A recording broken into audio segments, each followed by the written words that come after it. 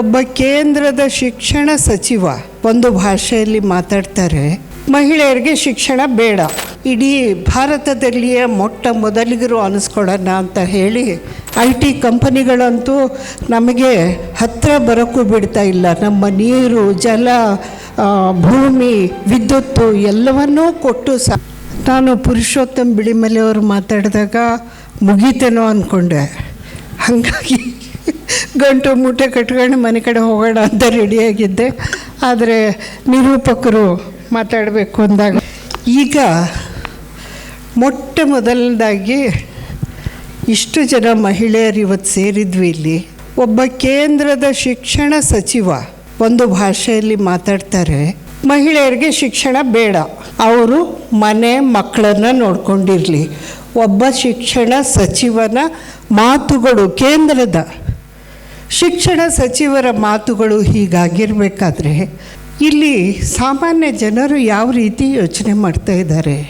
ಭಾಷೆ ಅನ್ನೋದು ಹೇಗೆ ಈ ಬಂಡವಾಳಿಗರ ಮತ್ತು ರಾಜಕೀಯದವರ ಕೈಯಲ್ಲಿ ಒದ್ದಾಡ್ತಾ ಇದೆ ಅಂದರೆ ಅದೊಂದು ದೊಡ್ಡ ಹುಲಿಯಾಗಿ ಗರ್ಜನೆ ಮಾಡ್ತಾ ಇದೆ. ನಮ್ಮ ಹಿಡಿತಕ್ಕೂ ಸಿಗ್ತಾ ಇಲ್ಲ, ಹೊಡೆತಕ್ಕೂ ಸಿಗ್ತಾ ಇಲ್ಲ. ಅದಕ್ಕೆ ನಾವೀಗ ಗೋಕಾಕ್ ಚಳುವಳಿಯ ಸಂದರ್ಭದಲ್ಲಿ ಹೇಗೆ ಒಂದಾಗಿದ್ದು ಹಾಗೆ ದೊಡ್ಡದಾಗಿ ಚಳುವಳಿಯನ್ನು ರೂಪಿಸಬೇಕಾಗಿದೆ. ಅದಕ್ಕೆ ಇಡೀ ನಮ್ಮ ದೇಶದಲ್ಲಿಯೇ ಮೊಟ್ಟ ಮೊದಲನೇ ಬಾರಿಗೆ ಸಮಗ್ರ ಭಾಷಾ ನೀತಿ, ಭಾಷಾ ಯೋಜನೆಗಳನ್ನು ಆಯೋಜನೆ ಮಾಡಿದಂತಹ ನಾರಾಯಣಗೌಡರಿಗೆ ನಾನು ಸಲಾಮ್ ಹೇಳ್ತೇನೆ. ಇಷ್ಟು ಜನರನ್ನು ಇಲ್ಲಿ ಸೇರಿಸಿ ಇವತ್ತು ಬಹಳ ಉಪಯುಕ್ತವಾದ ಚರ್ಚೆಗಳಾದವು.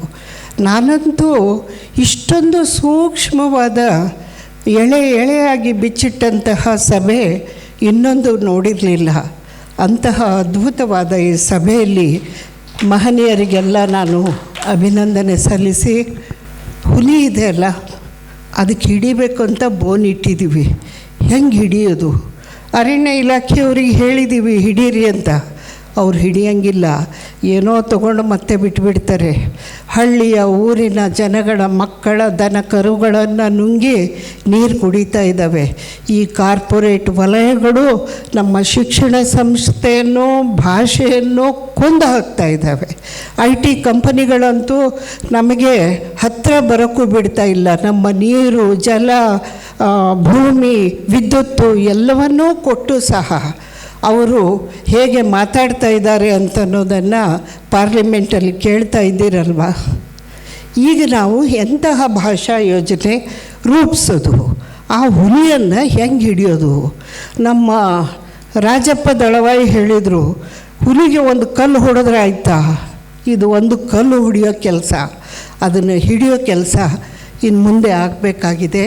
ಅದಕ್ಕಾಗಿ ಬೇಕಾದಂತಹ ನೀತಿ ನಿರೂಪಣೆಗಳನ್ನು ಈ ತಜ್ಞರೆಲ್ಲ ಸೇರಿಕೊಂಡು ಚಿಂತನೆ ಮಾಡಿ ರೂಪಿಸಿ ನಾವು ಇಡೀ ಭಾರತದಲ್ಲಿಯೇ ಮೊಟ್ಟ ಮೊದಲಿಗರು ಅನಿಸ್ಕೊಳ್ಳೋಣ ಅಂತ ಹೇಳಿ ನನ್ನ ಮಾತುಗಳಿಗೆ ವಿರಾಮ ಹೇಳಿ